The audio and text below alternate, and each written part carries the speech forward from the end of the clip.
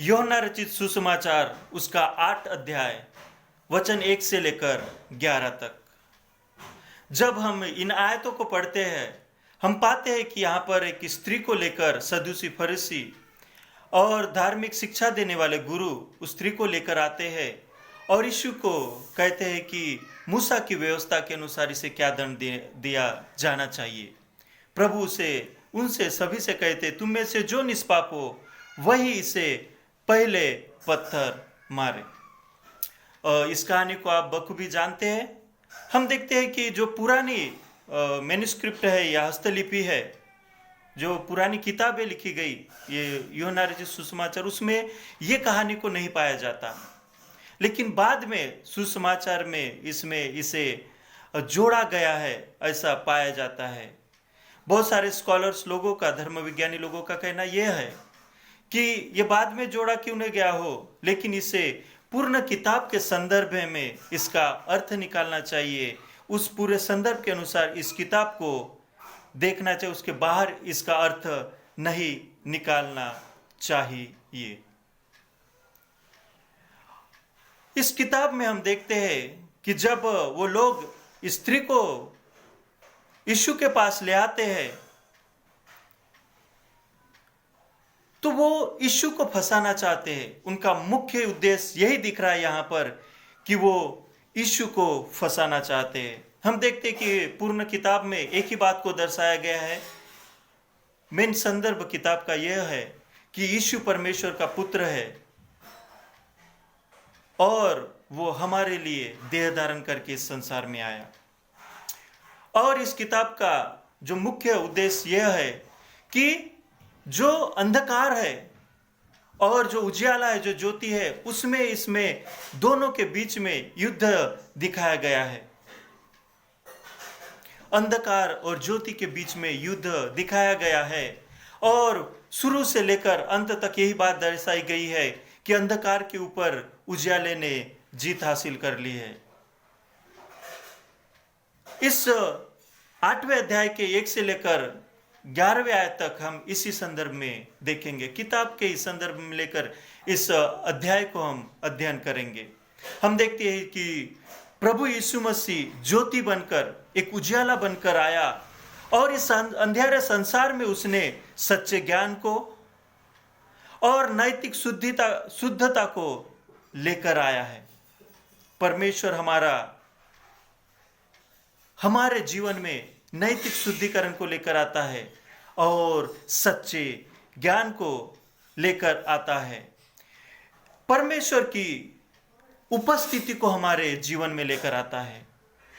ये पूरी किताब जो है वो हमारे जीवन में परमेश्वर के सच्चे ज्ञान को, उसकी उजियाले को, उसकी नैतिक शुद्धता को लेकर आती है और परमेश्वर की उपस्थिति को हमारे जीवन में लेकर आता है। इन तीनों के संदर्भ में हम लोग इस अध्याय को देखेंगे। हम देखते हैं कि इसमें एक स्त्री है जो व्यभिचार में पकड़ी गई, कुकर्म करते हुए पकड़ी गई। और हम देखते हैं कि जितने भी परमेश्वर के दास या सदूसी फरूसी या धर्म विज्ञान के पढ़ाने वाले, सिखाने वाले गुरु होते थे, वो इस मंदिर में जाकर परमेश्वर के वचनों से सिखाते थे लोगों को, उन्हें शिक्षा देते थे। और वही बात यहाँ पर हम देखते हैं कि जो सारे लोग हैं वो वहाँ पर आए हुए हैं। प्रभु यीशु मसीह भी वहाँ पर है, क्योंकि वो भी एक गुरु करके जाने जाते थे। वो भी वहाँ पर शिक्षा देते थे और वो भी वहाँ पर उपस्थित है।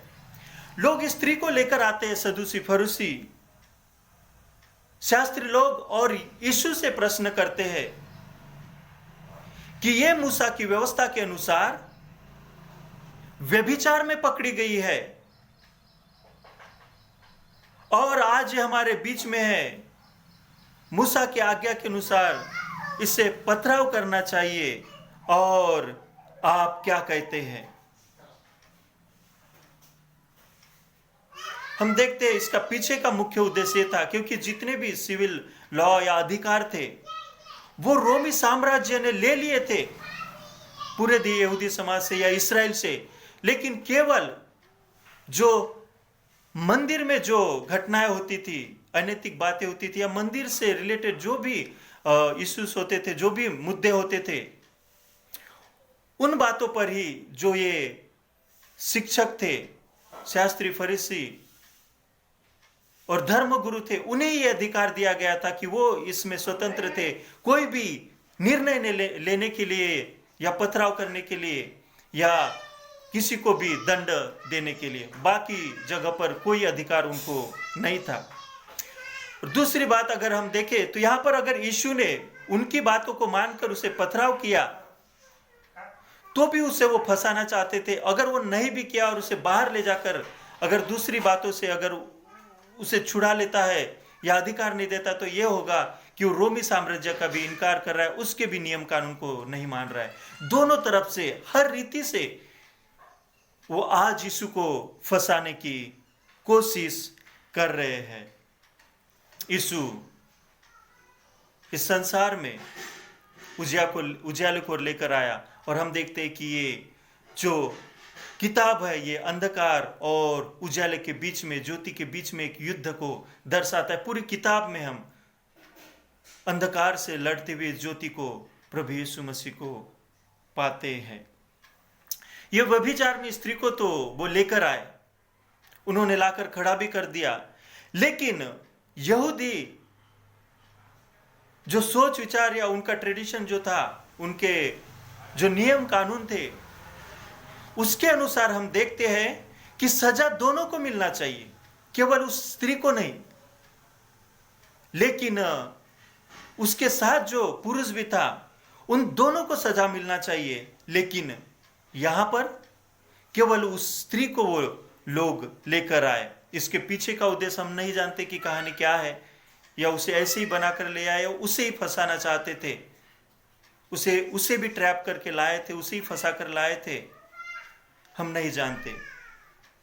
लेकिन मुख्य उद्देश्य यह है कि अगर दोनों व्यभिचार में पकड़े गए हैं तो दोनों को सजा मिलना चाहिए। क्योंकि यहूदी शिक्षा के अनुसार हम देखते हैं कि जो धार्मिक शिक्षक भी होता था वो भी अपने पापों की क्षमा मांगता था, और जो व्यवस्था है वो उसको भी पापी ठहराती है। तो कैसे एक स्त्री को ही सजा मिलना चाहिए और उस पुरुष को नहीं मिल सकती? क्योंकि परमेश्वर न्यायी भी है और वो न्याय करता है, अधिकार रखता है कि अपने लोगों का न्याय करे और उन्हें दंड भी दे, और सबका न्याय वो करता है। लेकिन यहाँ पर केवल उस स्त्री को लेकर वो लोग आए थे। यानी हम देखते हैं मुख्य यहाँ पर जो बात पाई गई है वो यह है उनका कपटीपन, उनका कपट, हिपोक्रेसी। वो यह देख रहे हैं व्यवस्था के अनुसार कि वो स्त्री कितनी पापी है, उसने कितना बड़ा पाप किया है और उसे मृत्यु दंड की आज्ञा मिलना चाहिए, उसे पथराव करके मार देना चाहिए। लेकिन वो अपने अंदर के उस पाप को नहीं देख पा रहे। हम देखते हैं कि जो यूहन्ना है इस किताब में हमेशा सदूसी, फरीसी और शास्त्री लोगों से लड़ते हुए दिखाई दिया। हमेशा उन्होंने यीशु के खिलाफ ही बातें की है और उनके इन विचारधारा को तोड़ने के लिए, उनसे उस बातों को समझने के लिए यूहन्ना बहुत बार यहाँ पर हमें समझाने की कोशिश करता है। और वही बात है यहाँ पर कि ये लोग जो है, ये सदूसी, फरीसी, शास्त्री और धर्म गुरु जो है, शिक्षक जो है, वो लोगों के पापों को देख पा रहे हैं लेकिन अपने अंदर के उस पाप को नहीं देख पा रहे। लोगों के अंदर के छोटे छोटे पापों को गिन रहे हैं, ढूंढ रहे हैं, लेकिन अपने अंदर के उस बड़े महान पाप को या घृणित पाप को वो नहीं देख पा रहे हैं। ये लोग आज यीशु को मूसा की व्यवस्था के अनुसार फंसाना चाहते हैं, भरमाना चाहते हैं, गिराना चाहते हैं, लेकिन ये नहीं देख रहे हो कि वो कितने पाप में गिर चुके हैं। आज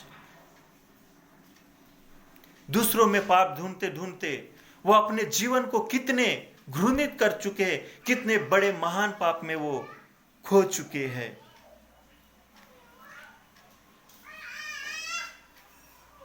उस स्त्री में हालांकि बहुत घृणित कार्य किया था, लेकिन उसका जो पाप है वो इन सदूसी फरूसी के पाप के मुकाबले में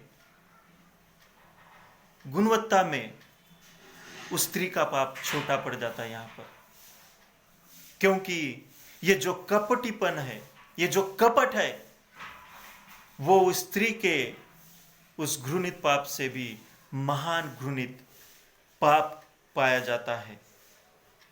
वो खुद को पापी नहीं देख पाते, वही सबसे बड़ा पाप है। वो अपने पापों को नहीं देख पाते, अपने गुनाहों को नहीं देख पाते, इसलिए ये उस स्त्री से भी महान घृणित पाप इन लोगों के लिए हो चुका है। व्यवस्था जो है, नियम कानून है जो परमेश्वर, वो सबको पापी ठहराते, सबको अपराधी ठहराते हैं। व्यवस्था इसीलिए दी गई कि हम पाप को जाने, पाप को समझे, अपने आप को जाने। आगे में जब हम इस कहानी को पढ़ते हैं तो जब यीशु उनसे कहता है, तुम में से जो निष्पाप हो वो पहले स्त्री को पत्थर मारे, और हम देखते हैं कि धीरे धीरे धीरे धीरे छोटे से लेकर बड़े तक सारे लोग वहां से चले जाते हैं। हम नहीं जानते उद्धार पाए थे या नहीं पाए थे, लेकिन इतनी बात तो पक्की है कि प्रभु के वचनों के द्वारा उनके हृदय कायल हो गए थे, उनके मन टूट गए थे। वो जान गए थे कि स्त्री से भी बड़े घृणित पापी हम हैं। इसलिए वो जब ये जान गए कि हम निष्पाप नहीं है, हम भी अधर्मी है, हम उसके पाप को तो देख पा रहे लेकिन अपने अंदर के पापों को हम ढाप ढाप के रख रहे, तो आगे नहीं बढ़ पाते। जब उनके हृदय कायल हो जाते, उनके हृदय पर परमेश्वर जब कार्य करता है या वचन को जब बोलता है, उनके जीवन में कार्य होता है, और वो धीरे धीरे धीरे धीरे चले जाते हैं। वो जान जाते हैं कि वो गलत कर रहे हैं, उस स्त्री के साथ भी गलत कर रहे, क्योंकि उनका मोटिवेशन, उनकी जो इच्छा थी, उनके सोच विचार जो थे, उस केवल स्त्री को ही दंडित करना नहीं था, लेकिन एक अच्छे निष्पाप व्यक्ति को फंसाना था। उनका जो उद्देश्य था वही घृणित था। यीशु को फंसाने के लिए उस स्त्री को वो झूठी बातों में फंसाकर उसे ही केवल लेकर आए थे। उसे दंड देना उनका मुख्य उद्देश्य नहीं था, लेकिन यीशु को फंसाना, एक निष्पाप व्यक्ति को, निष्कलंक व्यक्ति को फंसाने का, भरमाने का उद्देश्य या गिराने का उद्देश्य उनका था। हम आगे जब 11वें आयत में जब हम आते हैं तो यहां पर हम देखते हैं कि यीशु उससे कहते हैं 10वीं और 11वीं आयत में, यीशु ने सीधे होकर उससे कहा, हे नारी, वे कहां गए? क्या किसी ने भी तुझे दंड की आज्ञा नहीं दी? उसने उससे कहा, हे प्रभु, किसी ने नहीं। यीशु ने कहा, मैं भी तुझ पर दंड की आज्ञा नहीं देता, जा और फिर पाप न करना।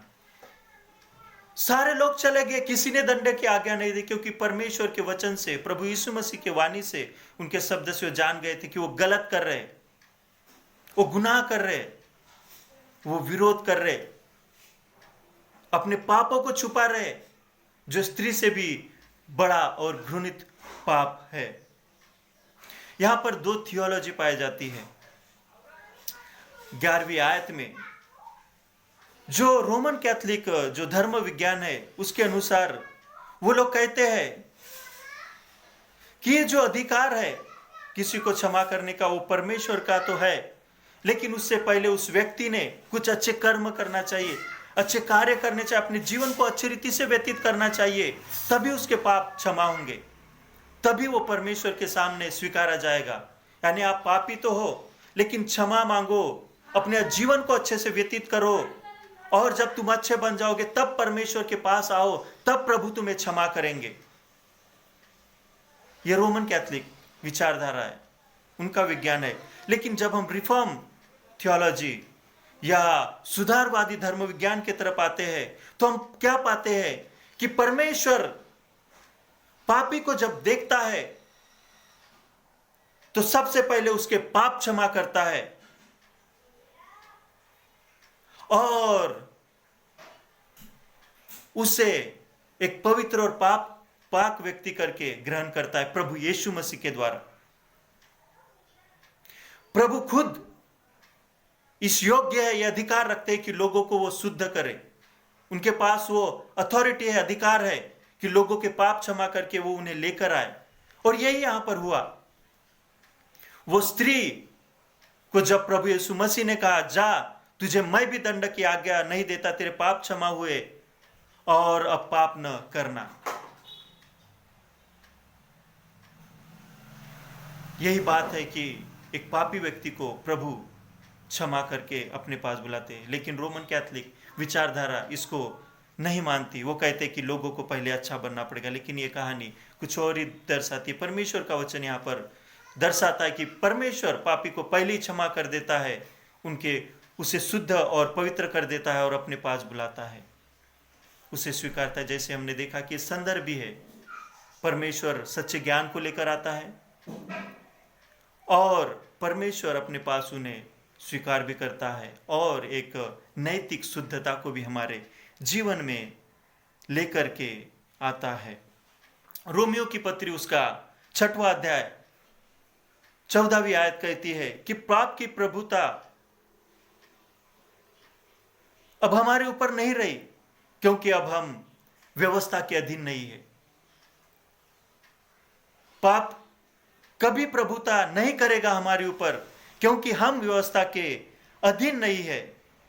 मेरे प्रियो, इस कहानी में सदूसी और फरीसी लोगों को पाप ने भरमा चुका है और वो इतने गिर चुके अपने पापों में कि वो लोगों में पाप तो ढूंढ रहे हैं, लेकिन अपने उस लट्ठे को नहीं देख पा रहे। जैसे वचन में लिखा हुआ है कि वो लोग जो थे, लोगों की आंखों का तिनका उन्हें दिखता था, लेकिन अपने आंखों का लट्ठा नहीं दिखता था। लोगों में छोटे छोटे पापों को ढूंढ पा रहे थे, लेकिन अपने जीवन के घृणित और महान पापों को वो नहीं देख पा रहे थे। यही है कपटीपन, जो सबसे बड़ा पाप है, उस स्त्री से भी बड़ा पाप है। ये कपट जो है हमें नष्ट कर देता है, हमें भरमा देता है, हमें परमेश्वर से दूर लेकर जाता है, हमारे अधर्म को, हमारे गुनाहों को नहीं दिखाता है।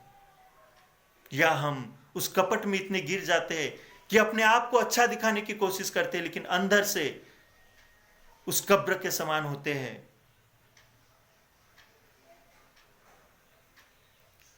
वो लोग व्यवस्था पालन करने का ढोंग रचते हैं, दिखाते हैं कि हम व्यवस्था के ऊपर चल रहे हैं, परमेश्वर के वचन सिखा रहे, मान रहे हैं, अच्छे से जीवन व्यतीत कर रहे हैं, लेकिन उनके हृदय में कुछ और ही होता है।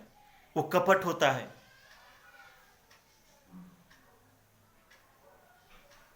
लेकिन इतने कपट होने के बावजूद भी जब प्रभु उनसे कहते हैं कि जो भी निष्पाप हो पहले वो पत्थर मारे, वो जान जाते हैं कि उन्होंने गलत कर रहे, वो पाप कर रहे, वो गुनाह कर रहे हैं। आज यही चेतावनी हमारे सामने भी है। उस कपटपन को हमें देखने की आवश्यकता है। क्या हम इसमें गिरे हुए तो नहीं है? क्या हम लोगों में ढूंढ रहे हैं छोटे छोटे गुनाहों को, उनकी कमजोरियों को, और अपने गुनाहों को, अपने पापों को उस कपटपन का पर्दा डालकर छुपाने की कोशिश तो नहीं कर रहे? आज हमें जब प्रभु के पास आते हैं, हमें आवश्यकता है अपने आप को जांचने की, परखने की कि हम प्रभु में कैसे पाए जाते हैं। इस कहानी का मुख्य उद्देश्य यही है। परमेश्वर आपके और मेरे जीवन में एक उजियाले को लेना चाहते हैं, अंधकार को दूर लेकर जाना चाहते हैं, उस सच्चे ज्ञान को, नैतिक शुद्धता को और परमेश्वर की उपस्थिति को लेकर आना चाहते हैं। इसलिए इस कपटपन को दूर कर दीजिए जो हमें और अंदर गिरा देता है, हमें परमेश्वर से दूर कर देता है। परमेश्वर इस वचन के द्वारा आप सभी को आशीष दे।